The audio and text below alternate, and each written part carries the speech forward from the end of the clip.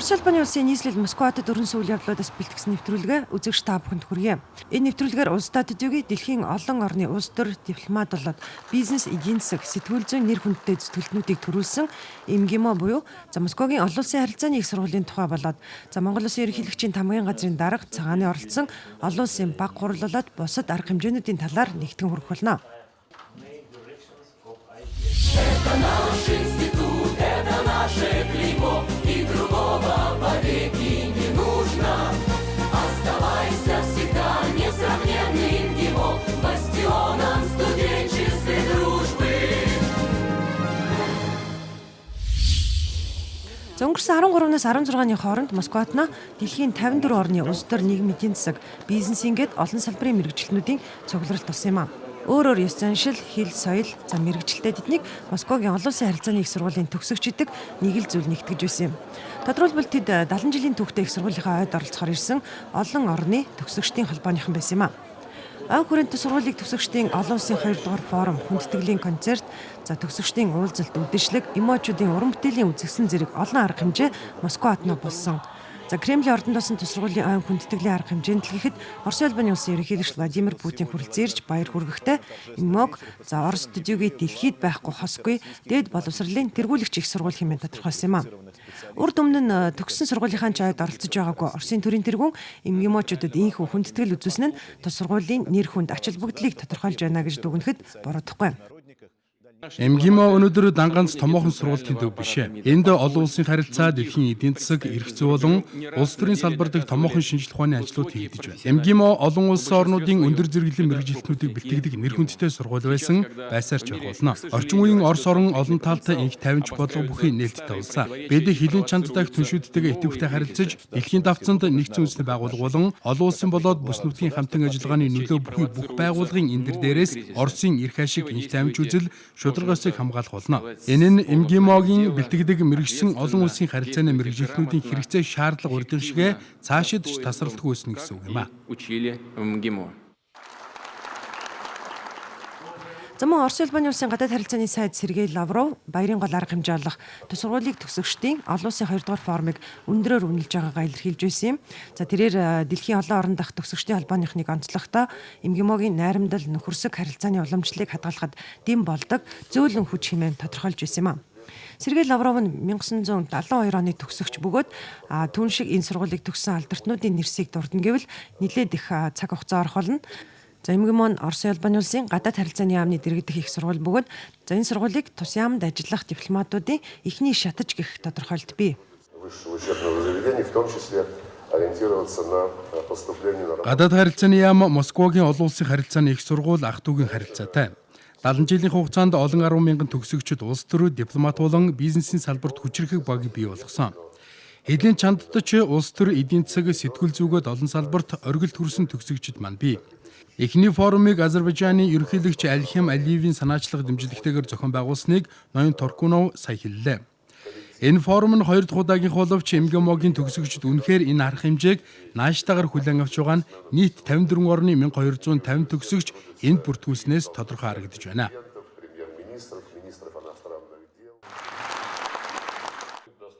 Төгсөгчдийн 2 дахь форумд Орос улбаны улс болоод дэлхийн 53 орны төлөөлөл болсон 1000 гаруй төгсөгч оролцсон юм а. МГИМОгийн төгсөгчдийн ассоциац нь 1991 онд байгуулагдсан бөгөөд Монгол, Швейцар, Герман, Франц, Турк гэд нийтдээ 15 оронд байгуулагдсан төгсөгчдийн холбооныхныг нэгтгэдэг юм а.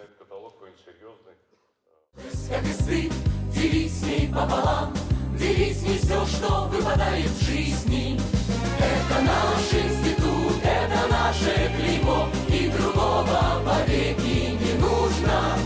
Оставайся всегда несравненным МГИМО, бастионом студенческой дружбы.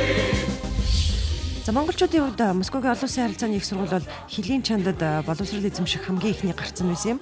Тодорхойлбол 1946 оноос гадаадын оюутнууд МГИМОд суралцах болсон бөгөөд тэр анхдагч нь монголчууд байсныг 70 жилийн түүхийн үдснэ тодор тэмдэглэж дурсан явдгаа ректор нь ярьж байсан юм а. Какое может быть впечатление? Вот счастье только. Үнэхээр гайхалтай сэтгэл үлдэж байна. Манай төгсөгчид өргөн бүрэлдэхүүнээр инхүү хүрэлцэн ирсэн нь миний хувьд л ихэд чин сэтгэлийн бэлэг болж байна. Мөн энд хүрэлцэн ирж амжаагүй Монголдо болон дэлхийн бусад оронд байгаа Монголын бүх төгсөгчдөд баяр мэнд хүргье. Монголчуудын оюутны холбоо манай сургуулийн хамгийн анхных. 1946 оноос хамгийн ихний монгол оюутнууд суралцахаар ирж байлаа. Монгол оюутнуудтай харилцаж байсан үеэ дуртаяа дурсах байна. Манай оюутан багш нар ч Монголд очиж байсан. Одоо ч намайг өрсөөр байгаа. Удахгүй энэ баяраа дуусгаад гайхалтай Монгол оронд очино гэж бодож байгаа шүү. С удовольствием вспоминаю свое общение с монгольскими. За тухайд зөвхөн олон улсын харилцаа эдийн засгийн болоод эрх зүйн гэсэн 3 факультетэд суралцах боломжтой байсан бөгөөд Монголоос 6 оюутан анх хэлсэн орсон байдаг юм. За тэдгээр нь Сонмын Аварзэд, Шагдрын Бира, Монголын Дүгэрсөрөн, Балжингийн Лочин, Тумбашийн Пүрвжил болоод оюуны хос баяр нар байсан юм а. За тэд мөн Монгол улсдаач мэргэжлийн дипломатчдын анхдагчид болсон юм. Тэр ч утгаараа 70 жилийн ой арга хэмжээнд хамгийн олон бүрэлдэхүүнтэйгээр оролцсон нь МГИМО Монгол төрийн бас байгууллагын байсан юм а. Выпала большая честь обратиться к вам со словами глубокой благодарности. Олон улсын эрх зүйн факультетийг 1985 онд төгссөн надад Монголын төлөөлөгчдийн нэр өмнөөс гүнээ талархал илэрхийлэх боломж олгосон нь нэр төрийн хэрэгэ. Москвагийн олон улсын харилцааны их сургууль нь Монголын боловсон хүчнийг бэлтгэхэд чухал үүрэг гүйцэтгэж ирсэн. МГИМО-гийн төгсөгчдөөс нэртэй дипломатчид олон улсын эдийн засаг, хууль эрх зүй, сэтгүүл зүйн салбарын мэргэжилтнүүд төрсөн нь бүгд найрамдах Монгол ард улсын төдийгүй орчин үеийн Монгол улсын хөгжилд ихээхэн хувь нэмрээ оруулсан юм а. Мөн тус сургууль нь дэлхийн улс төрөд шийдвэрлэх нөлөө бүхий үүрэг гүйцэтгэдэг, олон улс орны төр засгийн хариуцлагатай албыг хашдаг хүмүүсийг бэлтгэхэд ихээхэн үүрэг гүйцэтгэж ирсэн эрсээрч байх болно. Энэ баярын өдөр багш сургууль хүмүүжүүлэгч нартаа чин сэтгэлээс талархаж тэднийгээ дурсан санахыг хүсэж байна. Би Монголын баруун нутагт өндөр уулын дунд өссөн жирийн малчны хөө. МГИМОд ирэхдээ би орос англи хэл аль алиныг нь мэддэг байсан. Англи хэлийг надад ABC-гээс нэхлэн зааж байсан Юлия Дмитриевна Арбенева багш маань улиран шүүхэмийн хошигны хэлэхэд нь юу ч ойлгоогүй би ичингүрэн инээгээд намайг шийтгээгүүд нь маш их баярлаж гүнээ мэхийн ёслолын хүндэт Юлия Дмитриевна хэмээн хариулж билээ. Түүний адилаар хүндэт профессорууд багш сургууль хүмүүжүүлэгч нартай өнөөдөр гүнээ мэхийн ёслож талархаж байгаагаа илэрхийлье. Играли и играет весомую роль в подготовке людей, принимающих решающие. Монголоос энэ сургуулийг нийтдээ 500 орчим хүн төгссөнөөс өнөөдөр Монгол улсын баатар, хөдөлмөрийн баатар тус бүр нэг төрсөн байна. За мөн Монгол улсын ерхий сайд, гадаад харилцааны сайд, дээд сайдууд, за засгийн газрын болоод аюулгүйн зөвлөлийн гишүүд, төрийн тэргүүн болон ерхий сайдын гадаад бодлогын зөвлөхүүд ч дипломатууд ингэж тодорхойлдог энэ сургуулийг төгссөн юм а. Тэдгээрийн нэг болох МГИМО-гийн онц төгсөгч, за улсын их хурлын гишүүн, Монгол улсын ерхий сайд Асан Батболд нь тус сургуулийн хүндэт докторийн нэг юм а. Москвагийн олон улсын харилцааны дээд сургуулийг анх байгуулагдахад анхны оюутнууд нь Монголоос ирж ирсэн. Анхны хүндэт доктор нь манай нэр дэвтэмтэн Бирогоо болж ирсэн. Мөн надад 2010 онд Монгол улсад төлөөлж ерөнхий сайдын хувьд айлчилж байхад өөрийнхөө төрөлх сургууль дээр ирж Монгол улсынхаа хөгжил дэвшлийн талаар лекц унших, оюутан залуучуудтай хандах, сургуулийнхандаа хандах ийм сайхан завшаан тохиож ирсэн. Тэгэхээр миний амьдрал бүхэлдээ Москвагийн олон улсын харилцааны дэд сургууль, за мөн дипломатын академитэй холбоотой ийм сайхан дурсамжуудтай, уялдаатай холбоотой оюутан цагийн олон найз нөхдүүдийн сайхан үерхэл нөхөрлөлтөд дурсамжтай холбоотой байдаг учраас сургуулийнхаа ойд ирж ингэж оролцож байгаа нь сайхан байна. МГИМО-гийн хүндэт докторуудын игнэнд нэгдсэн үндэсний байгууллагын ерөнхий нарийн бичгийн дарга Пан Ги Мун, за ЮНЕСКО-гийн ерөнхий нарийн бичгийн дарга Ирина Бокова, за Израиль, Туркээс ахуулаад Бразил, Чили гэд олон улсын байгууллага, улс орнуудын төр засгийн тэргүүнээр гэд нийтдээ 43 зүтгэлтэн багтдаг байна.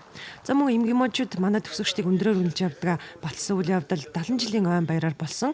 За тодорхойлбол Монгол улсын гадаад харилцааны дэд сайд, МГИМО Монгол төрийн бас байгууллагын тэргүүн хан хуйгийг Орос улбаны улсын олон нийтээр хүлээн зөвшөөрөх үндэсний фронт, за үндэсний иргэний хороо, иргэний нийгэмлэг байгууллагын хүндэт мөнгөн одонгор шагнасыг төгсөгчдийн форум дээр гардуулах гэсэн юм а. Энэ арга хэмжээний баярын арга хэмжээний хүрээнд зөвхөн ёслолын арга хэмжээнээс гадна ер нь олон төрлийн лекц, семинарууд зохион байгуулагдаж байна. Тухайлбал бидний сонирхдаг зүүн хойд Азийн аюулгүй байдал, зүүн өмнөд Азийн аюулгүй байдал, эрчим хүчний аюулгүй байдал, олон улсын аюулгүй байдлын сэдвүүдээр маш өргөн хүрээтэй ярилцлага хилцүүлэг лекц болж байна. Өнөөдөр бид бас нэг санал тавьсан нь бол энэ тус сургуулийн нэг багшийг Монгол улсад сарын хугацаагаар Монголд лекц уншуулах, Монголын орчинтой танилцуулах тийм програм хэрэгжүүлэх талаар энэ сургуулийн удирдлагатаа ярьж тохиролцлоо. Тэгэхээр бидний хамтын ажиллагаа цаашдаа улам өргөжнө гэдэгт итгэлтэй байна. МГИМО бол манай улсын үе үеийн дипломатуудыг бэлтгэж ирсэн түүхтэй. Энэ сургуулийг төгсөгчид өнөөдөр ч хилийн чандад улс орноо төлөөлөн ажиллаж байна. Тэдгээрээс дөрвөн сургуулийнхаа 70 жилийн ойд оролцохоор алс холоос хүрэлцэн ирсэн байсан юм. За миний хувьд бол би энэ сургуулийн 1991 онд бол олон улсын эрх зүйн факультетыг бол төгссөн юм байгаа. Тэгээд ер нь одоо энэ дипломат ажилтчихсан бол яриа хэлцээнд орж одоо энэ дипломат яриа хэлцээ одоо хэлцээнд орж явахад бол манай сургуулийн бас төгссөн хүмүүстэй бол бас баггүй тааралдж идэгий. Тэгэхээр энэ бол одоо энэ сургуулийн бас энэ нэр хүнд одоо энэ ач холбогдлыг бас харуулж байгаа зүйл л дээ. Хамгийн сонирхолтой үед сурч байсан. Жишээ нь бид одоо Брежневийн үед сургуульд ороод Горбачев үед төгсөж байлаа. 81-ээс 86 оны үед яг энэ зөвлөлт холбоот улс тэр үеийн зөвлөлт холбоот улсад тэр өөрчлөн байгуулалт, ил тод байдал гэдэг тэр анх ойлголт бий болж явах тэр үеийн одоо бид нар оюутнууд тэр үед манай гадаад харилцааны чиглэлд нэлээд их арга хэмжээ авч бидний сурж явах үед одоо Монгол оюутнууд хамгийн одоо олноороо сурж исэн үед бараг 80-аад оюутан тэр үед сурж байсан. За ингээд манай курсын төгссөн нөхдүүд маань нийлээд 2005 онд бид энэ МГИМО төгсөгчдийн нийгэмлэгийг төрийн бус байгууллага хэлбэрээр байгуулъя.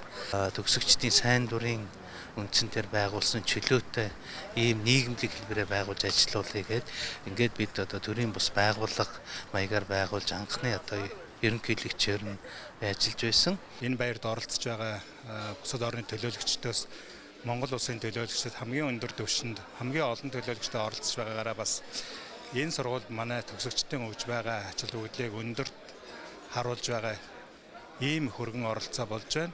Хэдийгээр сүүлийн жилүүдэд манай дипломат албанд бас бусад олон орны нэртэй дээд сургуулиас мэргэжилтэн боловсон хүчин бэлтгэж ирж байгаа ч гэсэн өнөөдрийн гадаад бодлогыг хэрэгжүүлж байгаа үндсэн кадр маань Москвагийн олон улсын харилцааны дээд сургуулийг төгсөгчд байгаа юм. За МГИМО бол одоо илсэж энэ сургуульд сурч төгссөн бол миний одоо амьдралын бол маш том одоо завшаан.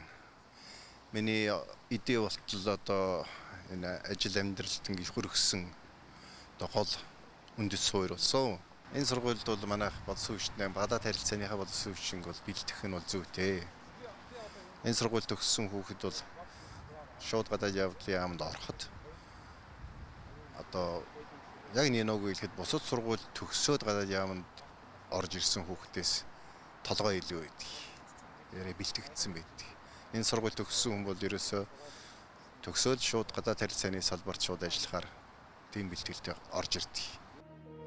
МГИМО-гийн түүхээс танилцуулахад дэлхийн 2 дугаар дайны төгсгөл ойртсон үед буюу 1944 онд төс сургууль байгуулагдсан юм. Тухайн үед олон улсын харилцааны шинэ бүтцийг бий болгоход мэргэсэн мэргэжилтнүүд шаардлагатай болсон байна. Тиймээс зөвлөлт социалист бүгд найрамдах улсын ардын комиссаруудын зөвлөл буюу засгийн газрын шийдвэр гарч 1944 оны 10 дугаар сарын 14-ний өдөр Москвагийн их сургуулийн олон улсын харилцааны факультетыг үргэлжлүүлэн энэ их сургуулийг байгуулсан түүхтэй юм. Дайны хүнд жилд эхлэн тавигдсан ч хамгийн шилдэг эрдэмтэн профессорууд энэ их сургуульд багшилж байсан байна. За хэл шинжилэл орчуулгын шилдэг мэргэжилтнүүдийг төрүүлэхэд байгуулагдсан цагаас л анхаарлаа хандуулж ирснийг 1974 оны төгсөгч Орос улбаны улсын нүүб дэх суурин төлөөлөгчийн яриа батлана. Дало мне возможность сделать неплохую карьеру в дипломатии. МГИМО сургуулийг төгснө нь надад дипломат салбарт муугүй амжилтанд хүрэх боломжийг олгосон. Үнэхээр ч боловсролын чанар өндөр байсан. Тухайн үед оюутанд нэг профессор эсвэл нэг багш ногддог гэж ярьдаг байлаа. Гэхдээ энэ нь мэдээж хэл судлалтай холбоотой л доо. Хэлний группүүд цөөн оюутантай байх нь бий. Жишээ нь би монгол хэл судалдаг байсан. Манай монгол хэлний группт 2 оюутан л байлаа. Бидэнд монгол хэлний нэг заримдаа 2 багш саадаг байсан. Нүүдэлчин монголчуудын түүхийн лекцийг хэлэхэд дэлхийд нэртэй эрдэмтэн Златкин бид хоёрт л уншдаг байлаа шүү дээ. Так что иногда были такие особые, конечно, условия. Өнөөдөр энэ их сургуульд боловсролын 12 хөтөлбөрөөр түүнийхтэр олон улсын болоод эдийн засгийн харилцаа, бүс нутгийн судалгаа, олон улсын эрх, улс төр, сэтгүүл зүй зэрэг салбарын мэргэжилтнүүдийг бэлтгэж байна. За мөн тус их сургууль нь 2009 онд дэлхийн хамгийн олон буюу 54 орны төрийн хэлийг заадгаараа Гиннесийн дээд амжилтын номонд бүртгэгдэж байсан юм а. Өнөөдөр тус сургуулийн суралцагчдын тоо 6000, Монголоос 23 оюутан суралцж байгаа юм байна. За ойн баярын хүрээнд төгсөгчд болоод оюутнуудын уулзалт болж тэд дотн яриа өрнүүлсэн юм а. Москвагийн олон улсын харилцааны их сургуульд сурч байгаа манай оюутнуудын ихэнх нь хоёр улсын гэрээний дагуу Оросын засгийн газрын зардлаар суралцдаг байна. За нийтдээ 23 оюутны 20 бакалавр, 3 нь магистрийн сургалтанд суралцдаг байна.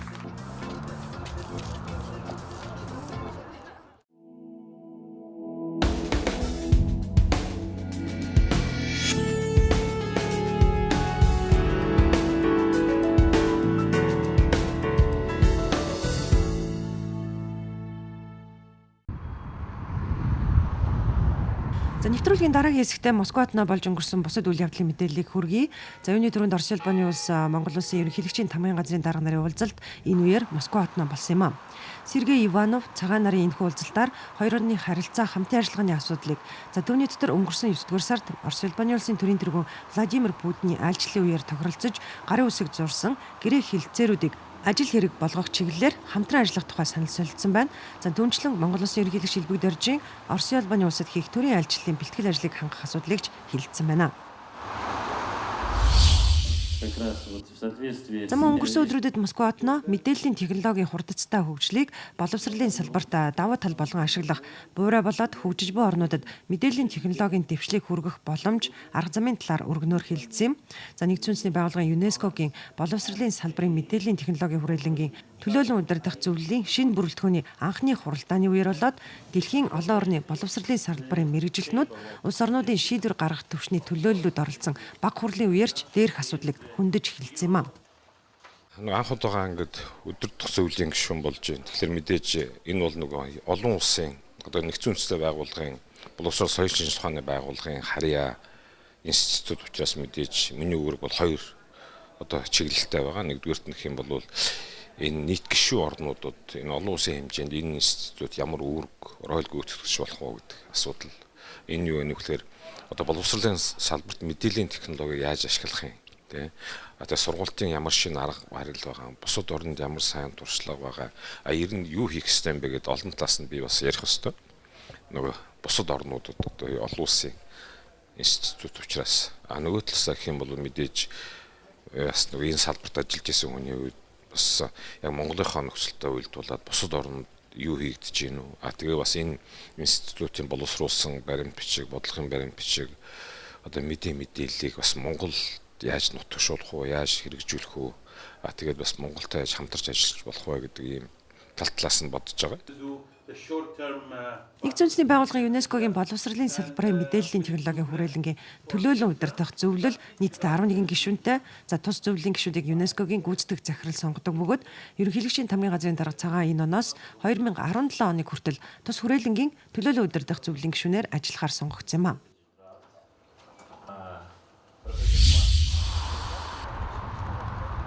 За мөн Монгол улсын ерөнхийлөгч Илбэг Доржийн зарлагаараа Москва хотод төвд олон улсын хөрөнгө оруулалтын банкны удирдах зөвлөлийн тэргүүн Косовыг алтан содонгоор шагнасныг ерөнхийлөгчийн тамгын газрын дарга цагаан гардуул өгсөн юм. Түүний Монгол Оросын эдийн засгийн хамтын ажиллагааг хөгжүүлэх, за Монгол улсын эдийн засагт оруулсан хөрөнгө оруулалтыг нэмэгдүүлэхэд үнэтэй хувь нэмэр оруулсан хэмээн үнэлэн энэхүү төрийн одонгоор шагнасан юм а. Николай Николаевич Косов нь тус банкны удирдах зөвлөлийг 2012 оноос тэргүүлж байгаа бөгөөд олон улсын хөрөнгө оруулалтын банкны шинтгэлийг идэвхжүүлж өнөөдөр олон улсын томоохон банкны нэг болтод хөгжүүлэхэд гол үүрэг гүйцэтгэж байгаа юм үнэлэгддэг юм. За саяхан Moody's агентлаг тус банкны зээлж хэрхийн зэрэглэлийг А3 болгон өсгсөн явдал дээрхийг батална хэмээн эдийн засагчид энэ үеэр онцолж байсан юм а. За мөн дүнчлэн манай улс тус банктай олон жилийн турш идэвхтэй хамтран ажиллаж цементийн үйлдвэр, арь шир боловсруулах үйлдвэр зэрэг олон төсөл арга хэмжээг хэрэгжүүлэхэд зээл авч ирсэн бөгөөд нийт хөрөнгө оруулалтын багцын 30 гаруй хувь нь Монгол улсад ноогдож байна.